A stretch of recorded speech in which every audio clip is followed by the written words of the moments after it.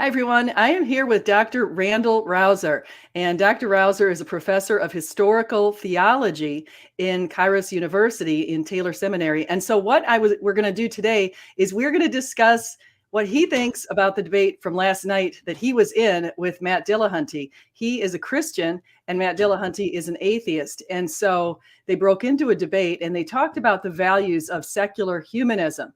And so we're going to define our terms here. We'll talk about exactly what the approach is that Matt used and what the approach is that Randal used. And I think that Randal did a fantastic job. And I'm not saying this just because I'm a Christian. Well, maybe I definitely have my biases, but I also thought that he decided to really look for the common ground.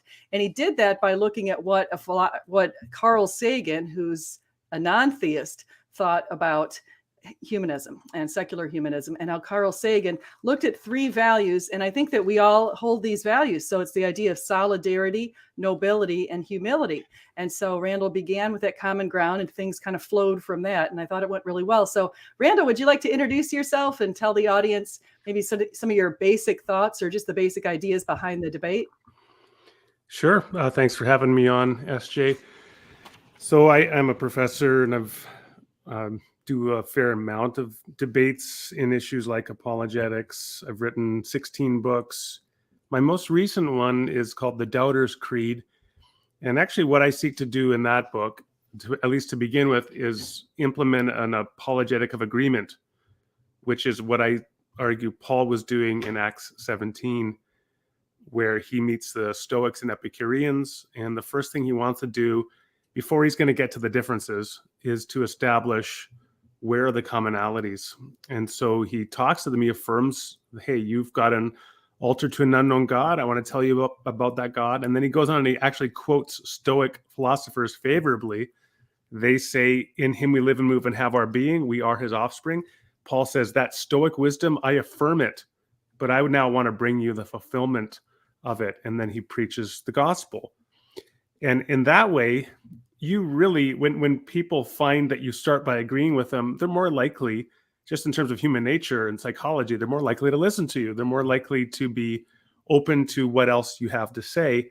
So particularly when I'm engaged in a debate like this one, I like to approach it by way of this cultivating an apologetic of agreement, find out what we can agree on and try to build from there. Because, of course, debates are set up of their very nature to be oppositional, where it becomes a zero-sum game. Now, the more I establish my case, the more you lose in terms of establishing yours, in essence. And so just begin with agreement is a way of kind of defusing some of the tension and some of the polarizing nature of the debate itself. Mm-hmm. Yeah, and I thought that was a very good approach. And so that's that. And I liked the idea that he agreed that we have these values. Now, it's interesting because let me first kind of say what I think of secular humanism. Number one, I think that you established the idea that Christianity has some humanism, some of the values that we all share, such as we intrinsically value human life. We value liberty, justice, freedom, we love, benevolence, kindness, sacrifice. There's all these things that we value. And the humanists also share many of these same values. And so I think you've formed this bridge between the humanists and the Christians, the Christian humanists and secular humanists, to say we all have these shared values, because of course we're not saying we value lying. We don't value some terrible values like stealing, lying, cheating, all of those kind of things. We all share these values that are meant to build society in better ways. But the secularist idea, and I think what Matt was saying, is that the one thing where you differ, where the humanist differs, they take the Christian values, or just values that are shared not just by Christianity, but also by a lot of other religions that have helped societies to flourish, and they like those particular values that help societies flourish, but they don't particularly like, or actually just let's just say they discount the value of God being the source of all of these good values and the standard by which we judge whether or not our actions are correct. And so I wanted to say, if you wanted to speak a little bit about that and what your take on society, what your take on Matt's view towards God and Christianity and secular humanism is.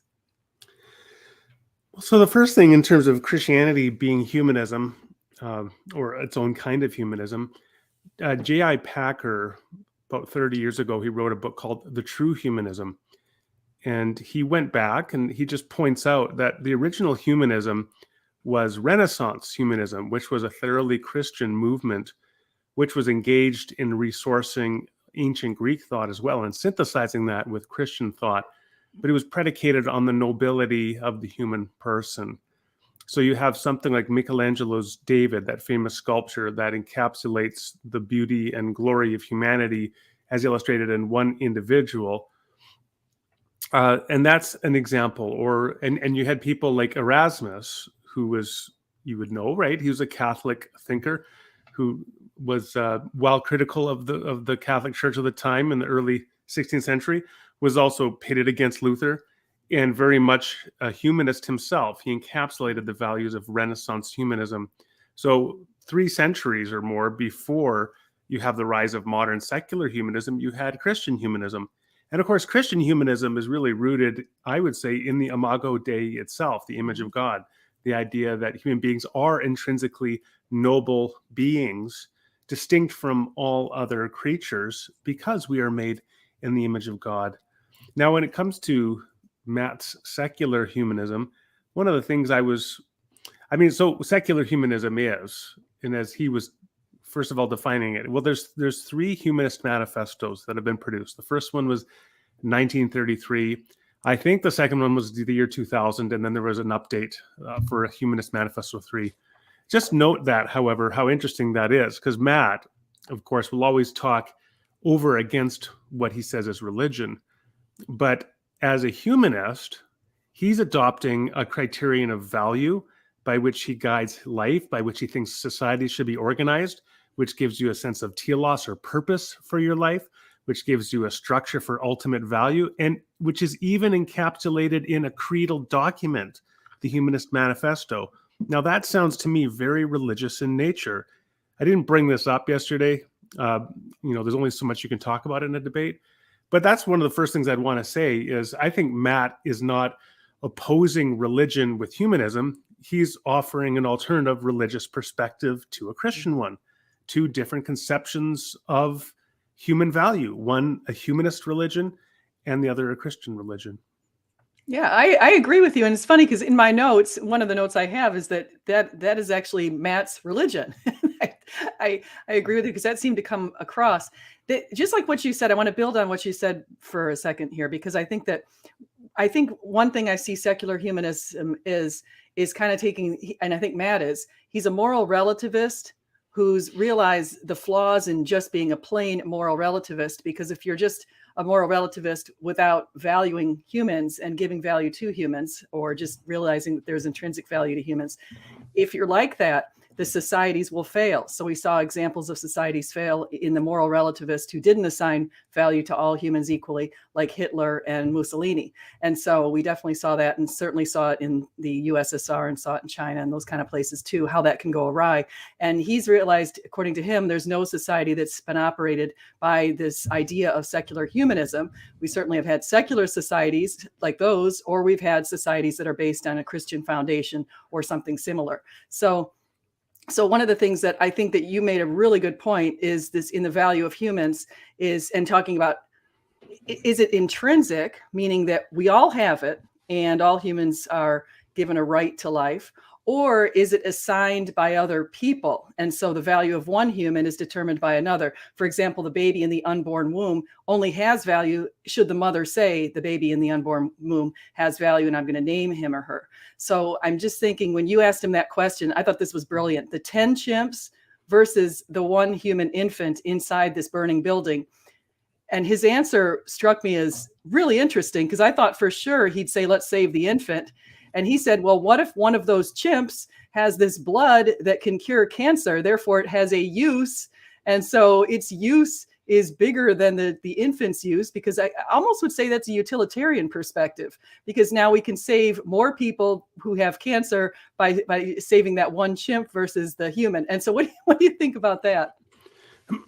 Yeah. So, just to unpack it a bit. So yeah, that thought experiment, this is one way you give a thought experiment to try to get people to clarify their moral intuitions. And in this case, it's to ground the intuition that indeed human beings do have some sort of unique significance over other creatures. And so the way you can do that is to say, so on the one hand, you have 10, and not just 10 chimps, but these are 10 chimps that have been trained in a university department to have like sign language, and they're very developed. There's a lot of investment and research, countless research hours and money that have gone into these 10 chimps. In the other room, you have one orphan, let's say with several mental and physical handicaps. So in terms of the contributions to society in a conventional sense, that this infant, when they grow up, they're not going to be a producer, a consumer of goods, for example. So they have a low utility, quote unquote, prospectively as they grow up in society. That's your alternatives. The building's on fire. You can only save the 10 chimps or the one child who you save. I certainly think my intuitions overwhelmingly support saving the one child over the 10 chimps. Now, it was interesting, as you're pointing out, that Matt was responding to the thought experiment by saying, well, there could be situations where you'd save the chimps. But as you noted, it was interesting that the scenario he gave for why you would save the chimps over saving the one child was ultimately for the benefit of human beings. It would be if there was a scenario where the chimps, like you said, had the ability to prevent cancer in human beings later on. So I do think that it's correct to call that a consequentialist or utilitarian ethical framework, but it is one that is consistent with his humanist principles, which is that we ought to ultimately always act so as to maximize human wellness over that of other creatures. And the challenge, as you referenced earlier, is that when I asked Matt, well, why do you value humans? And his account was, well, I begin by valuing myself, and then I value others close to me, and then it goes up from there to other human beings, which does sound very subjectivistic. Now, you called him relativist. I wouldn't call him a relativist, certainly not in the sense that he espouses relativism. You could argue that his position collapses into relativism, but he definitely thinks this is an objective principle, or one that we ought to hold as societies. But it sounds to me like of what we call ethical egoism, where ethical egoism is an ethical position that one ought to act so as to maximize their own self-interest at all times. And it seems that's where he starts. Again, I didn't raise this yesterday because there's not enough time in a debate, but he says his ethical concern and interest begins with himself as an individual. And that is a pretty stark difference from a Christian worldview, where you are called not to begin with yourself, but to begin with a recognition of the neighbor as of no less value or concern than yourself. That's a really good point. And I think I liked also the fact in the debate that you brought up what Jesus said to do. You didn't say the part, love the Lord above all else, but you did say the second part, love your neighbors as yourself, and how that principle, the golden rule, is something that we have seen across all of the world major religions, including humanism, including the American atheists. They also have values that are consistent with that, according to at least one study. And so I just think it was really good that, and I didn't even think about this in the egoist ethical framework. Actually, that's so true. So that's the big argument here. It's the self versus the others viewpoint. And Christianity tells you that you have to sacrifice for others. That's the bottom line. And I think I was thinking about this. I was thinking about the whole others focus, and he brought up also the idea of the people who are, I think it's in Canada now too, that it's become very easy to take your own life if you want to, for whatever reason, doctor-assisted deaths. And so he brought up that, and he said something about he was at a conference at that kind of thing. And I think that's kind of a dangerous thing in society, because it's sort of saying that we're playing God rather than let God make that decision for when our life comes to a close. And so I was wondering what your thoughts are on that idea, and also how that can relate in this whole framework, if that's possible. So in Canada, it's called medical assistance in dying, or MAID legislation. And there's all sorts of problems when it comes to euthanasia legislation of that kind. So the slippery slope is always a problem. And it certainly has been a problem in Canada. So it begins, for example, you have somebody, let's say they get a diagnosis for ALS, for Lou Gehrig's disease. And so their prognosis is they're probably going to die within 2 years, probably die by choking, which is a pretty horrible way to go. And in an extreme case like that, you could apply for MAID legislation, and you could die by way of euthanasia. But then one of the problems is that there's always this slippery slope. So the minute that you offer that as an opportunity for some, then others are going to want it as well. So now in Canada, there's a move to expand MAID legislation to also encompass, for example, people who are clinically depressed. So they're not facing like an imminent diagnosis that's terminal, but rather they just hate their life. And so they're now clamoring for the right to have access to MAID legislation. And of course, once you've extended the right to some, it's very difficult to prevent extending that right to others. So that's a significant concern there. Another significant concern is that it is in many respects a zero-sum game. The more that you give an opportunity or emphasis upon access to physician-assisted suicide to deal with an issue, the more you end up diminishing the value of traditional hospice care and of helping people die well. And so that's what you see, as well as the erosion of hospice care and the traditional emphasis and focus upon hospice care. The third concern is this also places a new burden, interestingly enough, upon people who are now have the opportunity to consider euthanasia. Let's consider a person has a clinical diagnosis and their Alzheimer's disease, let's say. My father passed away from Alzheimer's a few years ago. So let's say that somebody has an Alzheimer's diagnosis and they're now looking at a prognosis in the next 3 years of slowly sinking into an oblivious fog, and knowing that's going to be an enormous emotional and financial burden upon their family. They will now face an additional pressure of the opportunity to avail themselves of physician-assisted suicide in order to alleviate the emotional and financial pressure upon their family. So it's very difficult to have these as simply decisions that are made autonomously without having these external pressures that are created simply by having the offer of physician-assisted suicide. There's a few other things I could say, but I don't want to talk too much about bioethics. I'll just add, to circle back to the point you raised about playing God. I'm not as concerned about that in particular as an issue, because we're always, when we're doing medical interventions, we're always playing God in terms of extending life and so on. The issue is passive euthanasia is also an issue here. So when is it, if ever, is it morally illicit to withhold hydration or nutrition or a medical treatment, a do not resuscitate policy, all of these things, right? We have to consider all of them. But I do agree that there are enormous concerns with MAID legislation and with the way it is being expanded now to, frankly, I think, put at risk the people who are often on the margins of society and to make them even more vulnerable than they were before. Yeah, thank you for commenting on that, because I haven't really looked into MAID legislation so much up into Canada, but I have heard whispers that people are considering taking the lives of maybe, say, vagrants, people on the street, people who are homeless, and that kind of thing. And if saying that, oh, they're a burden on society, maybe we should also extend this to them. And so I think that's really dangerous. I've not heard anything like that. I think certainly in Canada, nothing like that is being considered. So it's not an imminent concern.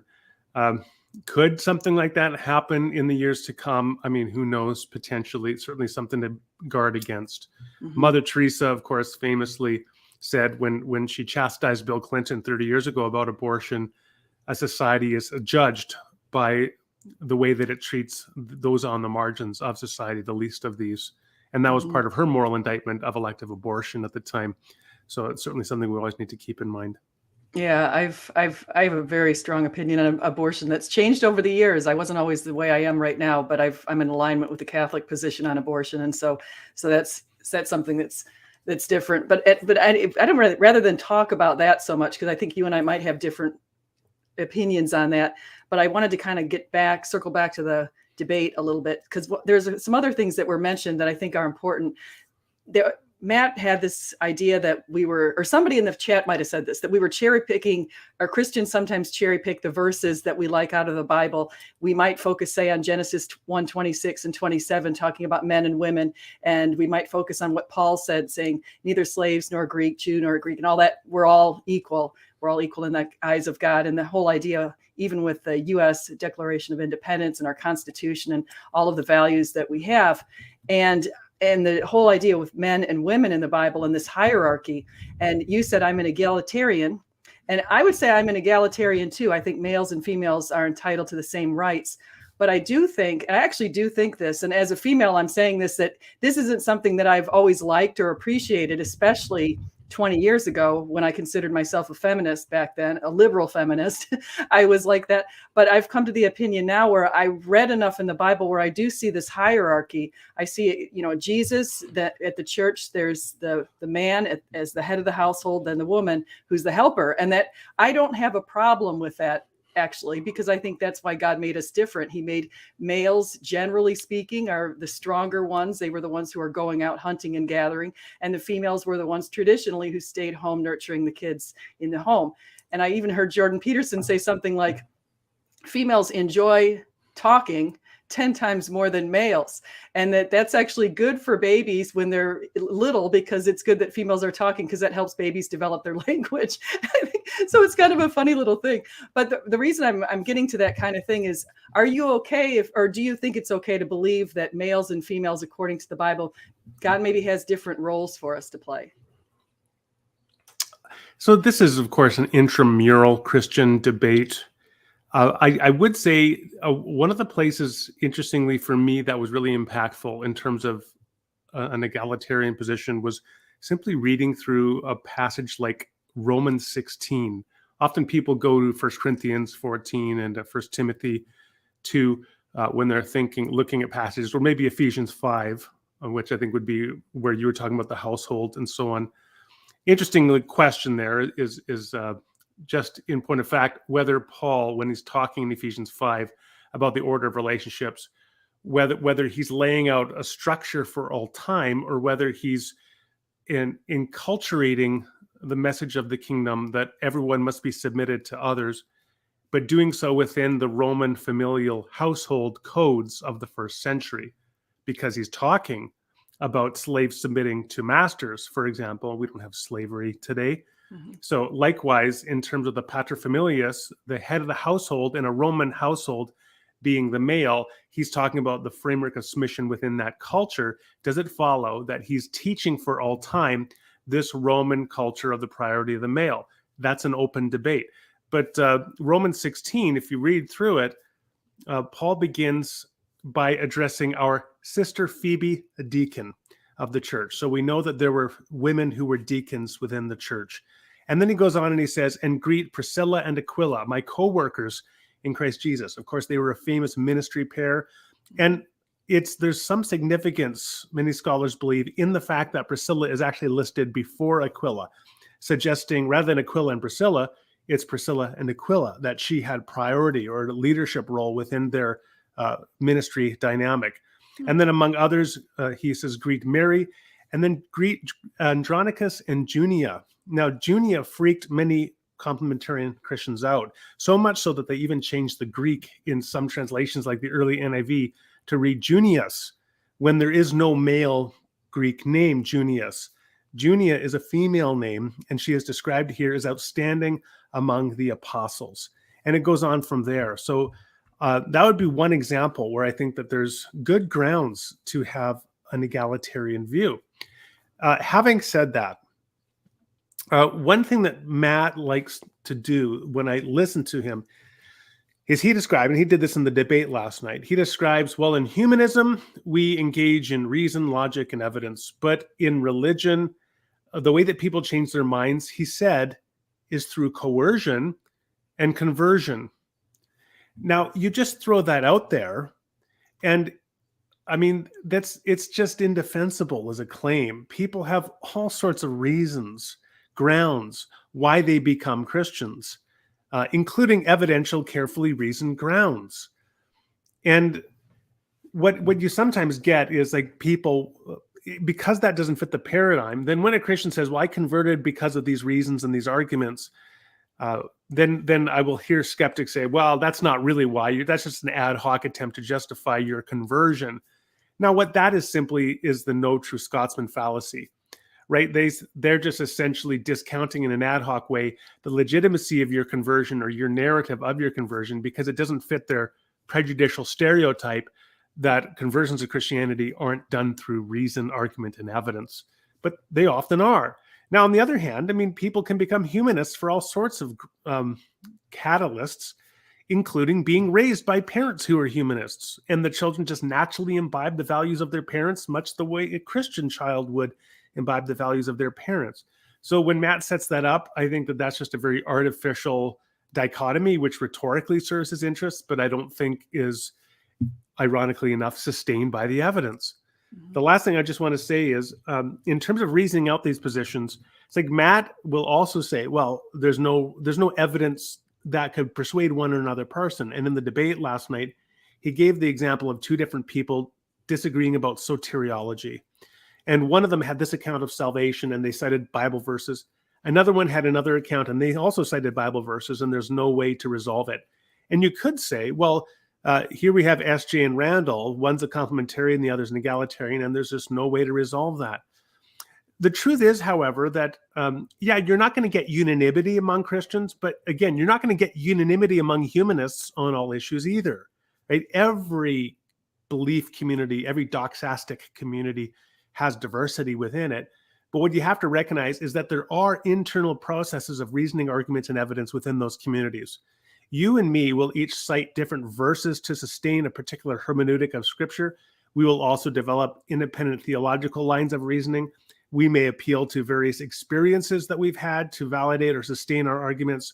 We may be grounded in particular traditions. This is all what we call the Wesleyan quadrilateral of theological reasoning. And so we may not ultimately persuade one another, but we can both be rational and respect one another's positions. And it is as evidence-based and as reasonable as Matt's dissenting with fellow humanists within his community. Yeah, I think that's really very well said, very well put. I agree. Craig Reed says the problem with Matt's humanism is it's not grounded in anything. And that's the idea that, so we have, I'm going to go back up on that just for a second because I want to go back to that. But we would say we have objective moral values and duties to do what's right. So our objective moral values might be things such as honesty or love or caring or sacrifice, those kind of things. And then we have this moral ought to do what's right. Now, the moral is, that can be explained descriptively. The moral ought is more of a prescription. And according to us, we would say that the moral ought is what requires that transcendent moral lawgiver, because we're not just compelled within our little box, within our shoebox, within our family, but this is something that transcends generations. So it follows that there's a moral lawgiver, and the moral lawgiver is the standard by which we make assessments of our correctness, whether or not what we're doing is right and wrong. And so I think that that's how it all fits together. But what Matt said was, okay, collectively, humanity, he wanted to say, because you had some pushback on that. He said, collectively, humanity can decide what's right or wrong according to what maximizes human flourishing or human pleasure or human happiness. He said, and to minimize human pain. And then you push back and said, well, not all humans agree that we have that. And he said, well, humanity, he said, some humans agree, or if people agree with me, that we'll have that. Now, I see that as a major problem with his framework, but what do you think about that? Yeah, I mean, it's an interesting, like the issue is, so we have what has sometimes been called a consensus theory of truth. And I couldn't quite get there with him as to figure out what he was actually saying, because so on one view, on a consensus theory of truth, something is true insofar as a consensus of people believe it is true. And that's a pretty terrible definition of truth. But it seemed that he was, on the one hand, he seemed to be espousing a consensus theory of truth, that human beings recognize this value of recognizing their own intrinsic value, and then by extension, recognizing the value of other humans in a way that ultimately, I think, just seemed to serve their own interests, which is why, again, I think this collapses into ethical egoism. Because if I act in a way that is independent of my concern for others, well, what's going to happen to me? I'll end up in jail, let's say. So the reason I have grounds to be pro-social is because if I don't, I won't be as happy. I'll be in jail. But what the Christian would say is, well, there are also additional reasons to be pro-social, to follow the golden rule, for example. And that's, as you're saying, that there is an intrinsic objective obligation to do what you ought to do, including follow the golden rule.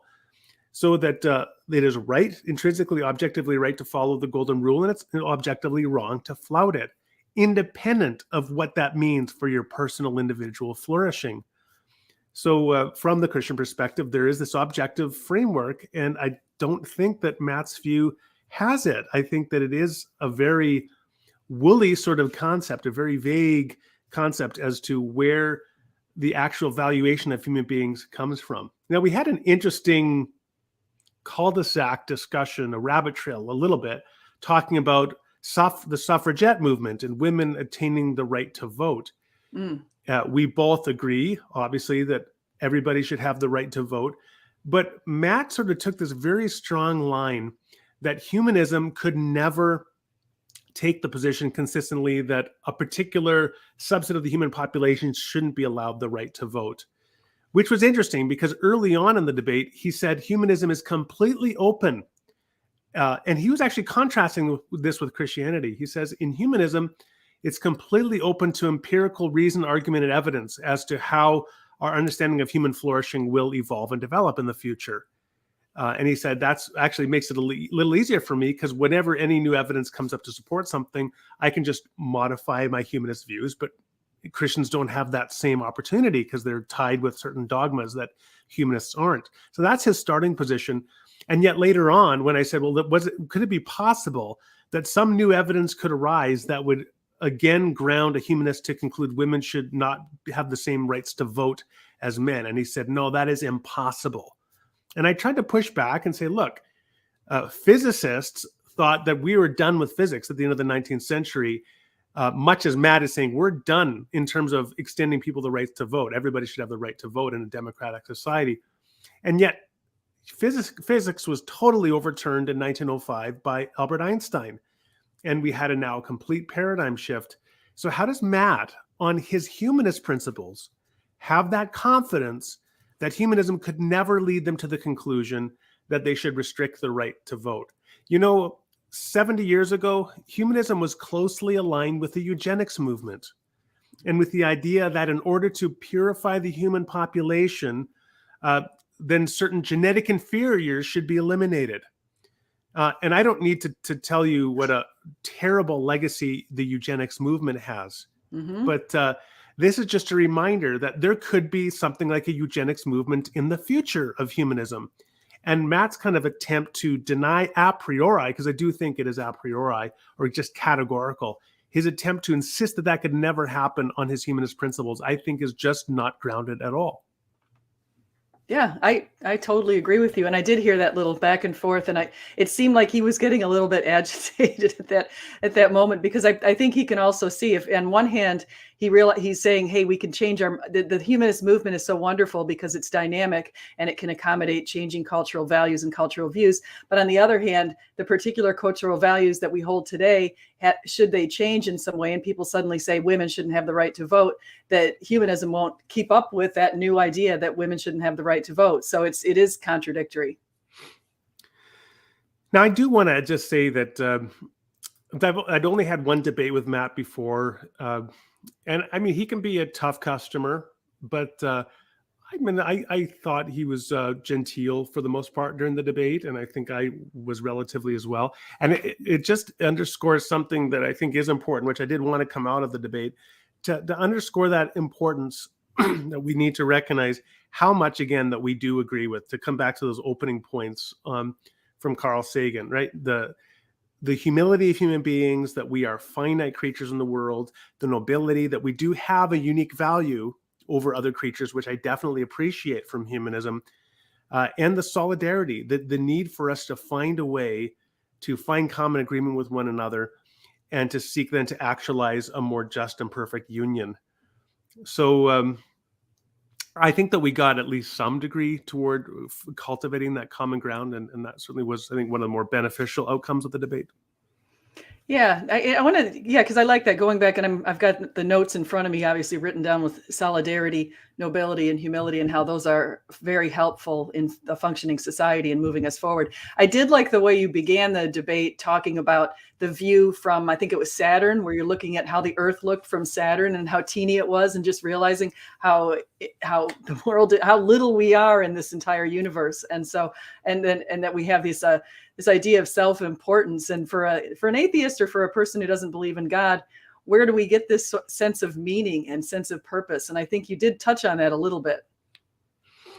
Yeah, and certainly from a excuse me, from a Christian perspective, this is about living into the kingdom of God, entering into the world. And actually, this is a nice segue to one of the major themes in my mind from the debate, which is a recognition, in my view, for how deeply Matt's objections to Christianity seem to me to look a lot like objections to North American fundamentalist dispensationalism. So some of the hallmarks of this view, which is also some of them, these are also more widely expressed in other forms of Christianity as well. But there's a sharp juxtaposition between life now and eternity, that we live on earth now. And then the point here is to evangelize and to make conversions to Jesus. And then we die, and then we go off and live in heaven forever. And Matt was saying, how can this view contribute to human flourishing now? Because it's all in the afterlife. And the debate topic actually was, is humanism better for human flourishing now? And I can understand where he's coming from. The problem is, the central problem is that that's not Christianity. I mean, I think Orthodox Christianity is the idea of God's kingdom breaking into the world now. Mm-hmm. God's kingdom, which is defined, as I said in my opening statement, by the Beatitudes, by those who are the least of these being brought into the center of attention and concern, by overturning injustice, comforting those who are in anguish and who mourn, visiting those in prison, feeding those who are hungry. That's what the kingdom of God is. And it's an imminent reality which should be happening now. It's not just for the afterlife. And then I concluded with the example of Martin Luther King Jr. and the civil rights movement, people who sought to be serious about the implementation of the kingdom of God coming into the world now and applying those lessons to racial injustice in the mid-20th century. That makes all the difference in the world. So when Matt's saying, well, Christianity doesn't impact how we live now, it's only about the afterlife, that's not Christianity. I think that's a dispensationalism, which may be the religious tradition he was raised in, but it certainly doesn't represent the mainstream Orthodox Church. Yeah, very, very good points. And I did love that part about the Beatitudes. And I think that one thing that some people might not realize, and I know you do realize, is just looking at the impact of Christianity on our value system and on the way we are. We discover values. We don't create values. And so the Christian believes that God is the value. God is the ultimate goodness, the standard by which we judge things. And we discover that as we travel through this world. And since Jesus, people have made huge changes, like was pointed out in the book Dominion by Tom Holland. He talked about how society prior to when Jesus came, people valued the rich and thought that they were blessed by God, and you thought that the poor were being cursed by God. And there was a definite value system where instead of this a belief that we have that all humans are equal, have intrinsic value, and created under our Creator, and have equal rights and equal value and all that kind of thing, that is not something that was before Christ necessarily in many places, although it was in Jewish texts and in the Jewish scriptures. But of course, we didn't see it so much, say, in Rome or Greece or Assyria or any of these other places, or Babylon. You saw the value being given to the people who had the power and the wealth. And so when the Christians came around and Jesus, he really said, blessed are the meek, blessed are, I mean, this was something that was groundbreaking, and it was shocking to the pagans of the time. And it was a complete change where suddenly they're leaving their little baby infant girls outside to just rot And the Christians were swooping them up and taking care of them. If pagans swooped them up, they'd take them and put them into prostitution. But when the Christians swooped them up, they took care of them, and they valued the little females, and they treated them well. And so I think that just looking at the changes in society based on Christian values have been immense. And we're swimming in the sea of the value system that was been created by this without appreciating, in many cases, where it all came from and all of the people and the shoulders upon which we are benefiting. I think a book that beautifully captures the topsy-turvy world of the gospel and the way that it overturns our conceptions of value and importance is Henry Nouwen's book, Adam, God's Beloved. So he was working in the mid-1990s at a large community. And I have to acknowledge Jean Vanier, who started Large Community. Turns out he was a sexual predator. And so I kind of want to always give that caveat when I say anything related to large. But there were good things that happen in large communities. These are communities that were built around helping disabled people. And one of them, so Henry Nouwen joined Large in Toronto, and he cared for a man named Adam. He was his caregiver, and Adam was completely unable to feed himself or bathe himself or do anything. But Henry Nouwen talks in the book about how Adam was his greatest spiritual mentor. And I just say you have to read the book to see how the weakness of human beings becomes the strength of Christ coming through them. And, as Paul, as Jesus said to Paul, right, my grace is sufficient for you, for my power is made perfect in weakness.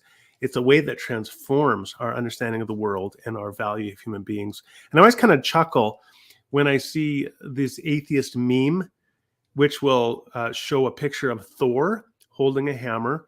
And it says, your God died on a cross. My God has a hammer. Any questions? And it's meant to be offensive. But the irony is what that does is it simply illustrates what Paul talked about in 1 Corinthians, which is the cross is a stumbling block, right? It is overturning human understandings of power and wisdom, but that's the glory of it. It's a very upside down picture of the world. Now, for the Christian, yes, we have the Imago Dei, the image of God, which grants all human beings of equal value. And I gave the illustration in the debate of a library of books, they're all from the library of Mark Twain. And they all have the embosser stamp on the inside cover from the library of Mark Twain. And in virtue of having that embosser stamp, all of those books are much more valuable than any other equivalent 19th century book you might find out there randomly, because they're from the library of Mark Twain. And I said, human beings are like that. As a species, collectively, we have the embosser stamp, the divine image upon us, which grants us greater value than any other life form. Mm-hmm. Now, the interesting thing about Matt's view of human value, again, if you listen carefully to what he says, I begin by valuing myself and my concern for my flourishing the most. He says, secondarily, I value those around me with whom I have familial relationships. And then further out from that, I value others. And then others still beyond that who are very far, 6 degrees of separation out to everybody on earth. But what you actually have there is not an objective equal value for every human being. Rather, what you have is each individual has supreme value for themselves and then descending gradations of value for every other human being, depending on how far out related they are to the original individual. That's a very different picture than the full equality of all human beings. Oh, yeah. Yeah. Very well said. And so I want to say hi to people in the chat, by the way. I see Bread of Life. That's Rebecca. She says she loves you. He's very thoughtful and favorite progressive Christian leader. And so also Stephen Rivard, Craig Reed, Slam RN. So it's good to see all of you today. If I missed anybody, I'm sure I have. I'll have to go back up there and say hi to you. But thank you so much. Yeah, I agree. And going back to kind of what you said, I like that idea with the meme. It's sticking in my head real quick, because when you talk about the meme with Thor and the hammer and Jesus on the cross, John Lennox said something really cool about the cross that I hadn't really thought about this way.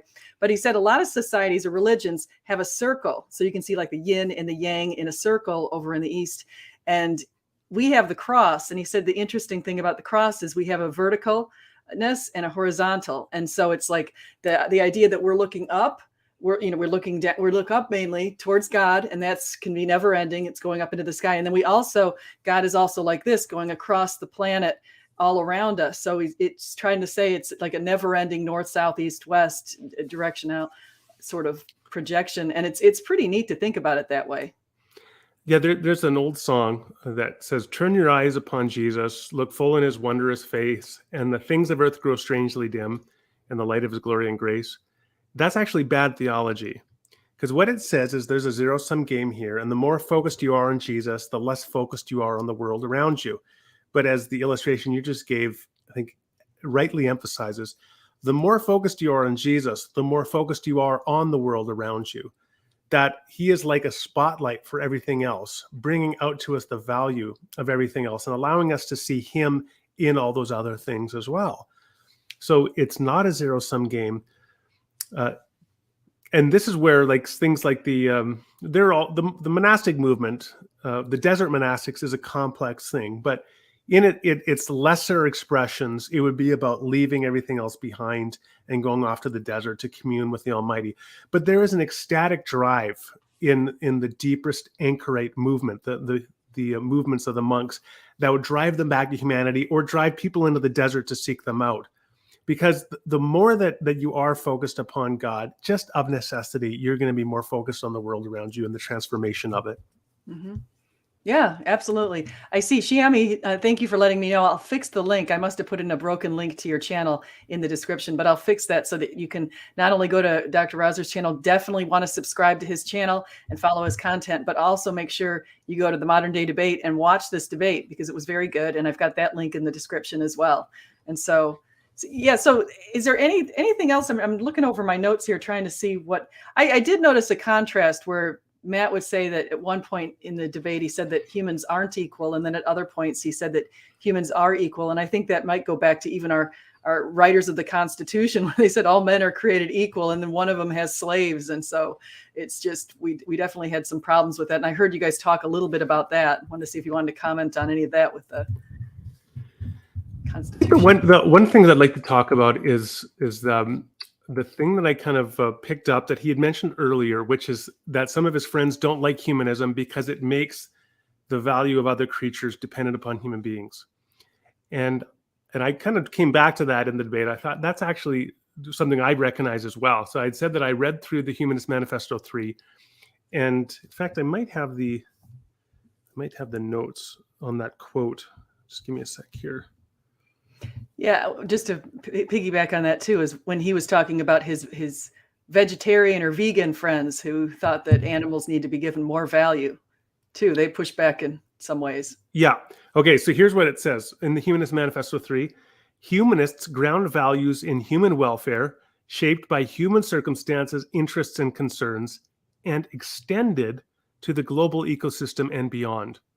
So what that confession says, again, this is a confession of really like a creedal statement for what I think is like a quasi-religious movement.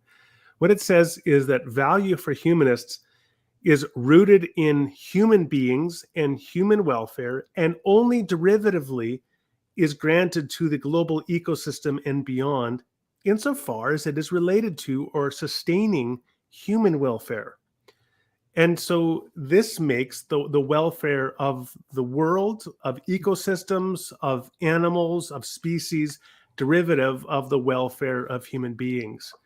And I understand why not just vegans, but all sorts of people could be concerned with this view. And this is not a Christian view, right? A Christian view, to go to Genesis 1:28, that we are called. Now, the word often translated to subdue the earth, and to exercise dominion. It's not subdue in a violent sense. This is the image of human beings as caregivers for the earth. One of my professors used to describe it as earth keeping. Much as you have housekeeping, you have earth keeping. So that the idea is that because we are the images of God, we are God's representatives in the world to care for his world. But it's not our world, and its value is not derivative upon us or our interests. It is his world. And so we are responsible to him for how we treat the world.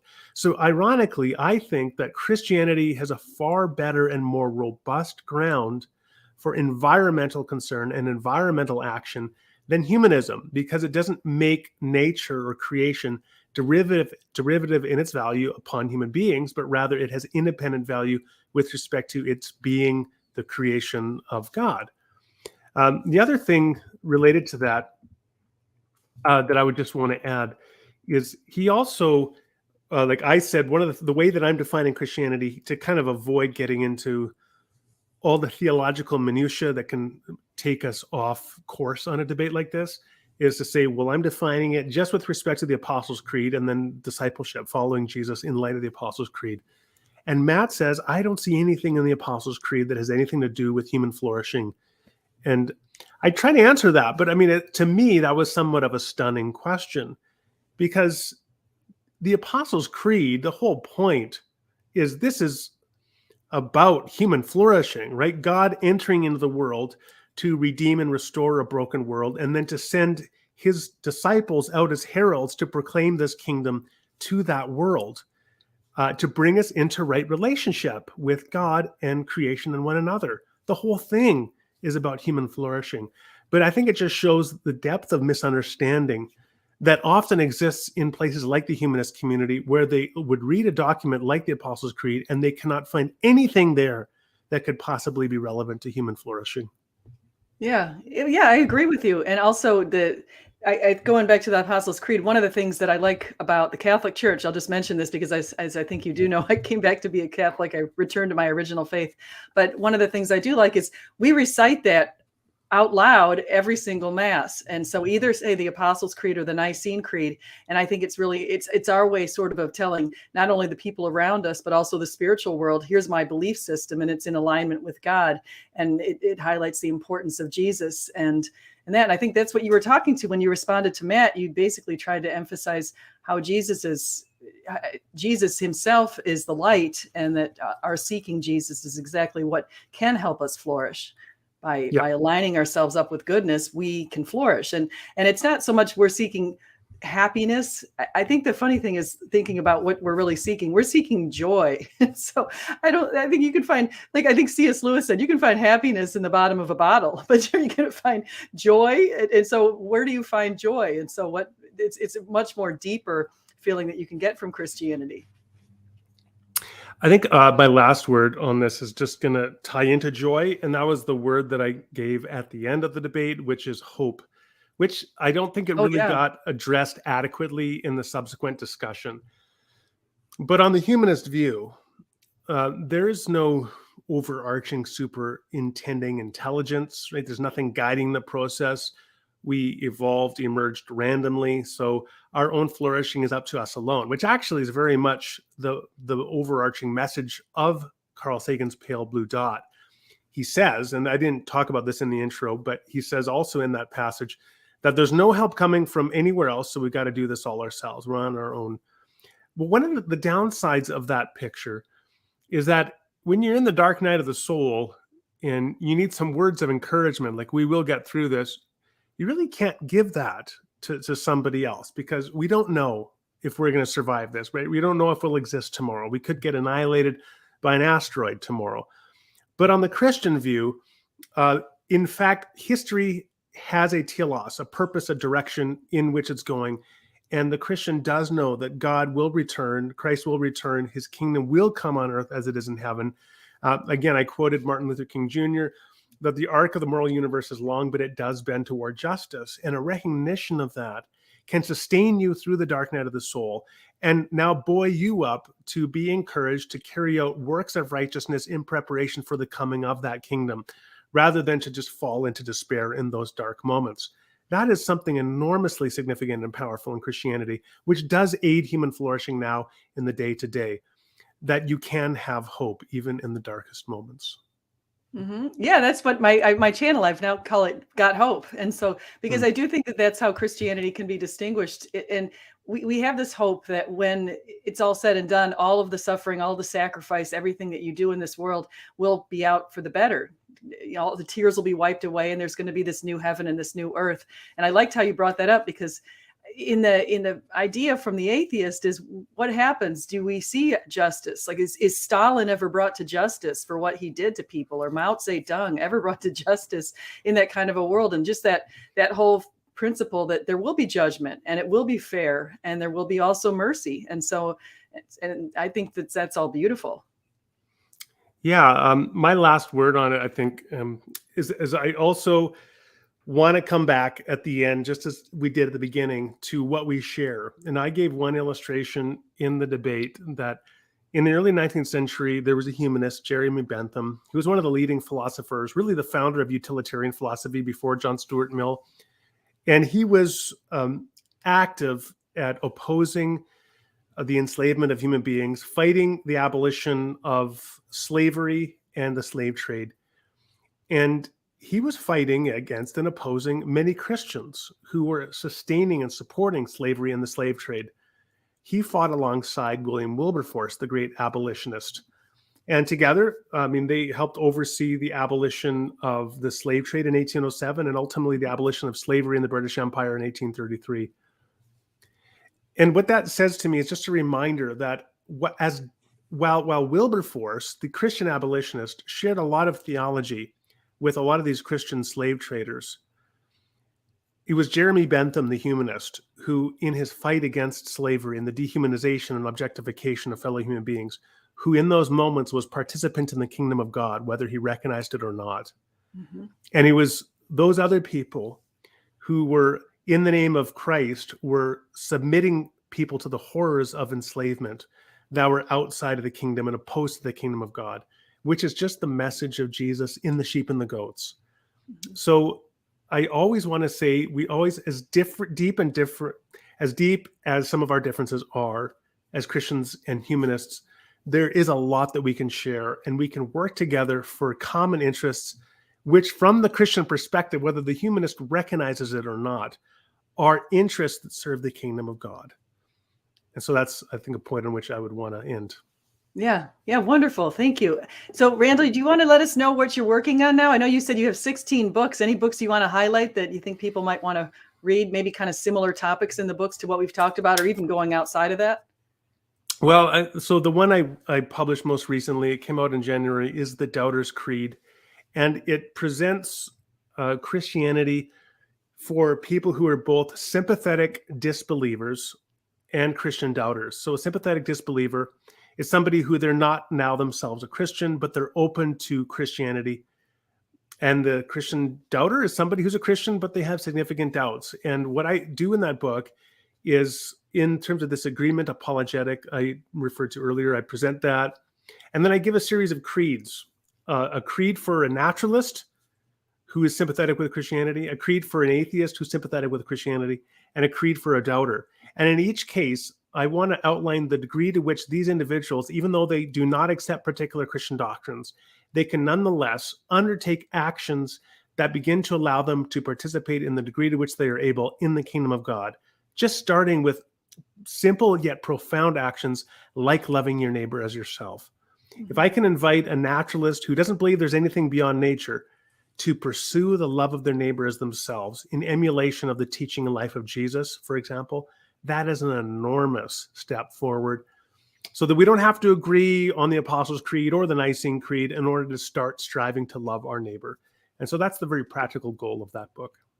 Yeah, no, that's great. And I think that it kind of reminds me of the way that Jesus, kind of what you're saying. And I think you did say this in the debate, and I know you've said it in another book that I have read of yours, that you talked about just in the Good Samaritan, and how we're called on to love not just our neighbors and our friends and our family. Of course, that's easy, as Jesus said. We're called on to love our enemies, our perceived enemies, or people who may be fighting against us. And that's a lot harder. And so I think the idea of bridging the gap between the two is really valuable. So any upcoming debates? No, that was the only one. I mean, I've done a few in 2023, but I generally don't seek out debates. I never seek out debates. I get asked to do them.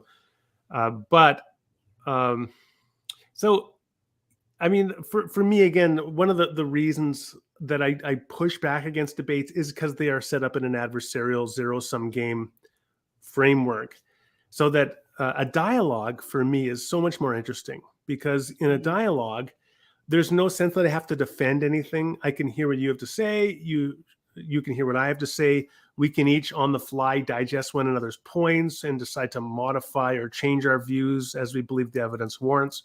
Whereas in a debate, it's like in a courtroom, right? Even if the defense attorney thinks my client is guilty of sin, right? He's in a framework in which he has to argue the interests of his client, and he can't come out and say, yeah, I think he did it. Well, I like a dialogue because I can admit the moments where I'm not sure about something, or I agree that my interlocutor has a point. And so I like dialogues, but people tend to be more interested in debates because, they're just more engaging to watch, I think. So I do them, but I don't generally seek them out. Yeah, well, it was definitely a fun debate last night. So you guys have to go over there and check that out. And so I'll put a link in the description. And anything else you want to close with, or are we pretty reached the end? We came up exactly, it's right now exactly an hour, which is interesting. Yeah, I would say that's perfect. I'd say we covered all the major bases. So SJ, thanks a lot for having me. It's been great. Yeah, thank you. So everybody, just remember, whether you eat, drink, or whatever you do, do it all for the glory of God. So thank you, Randal. Thanks. Just end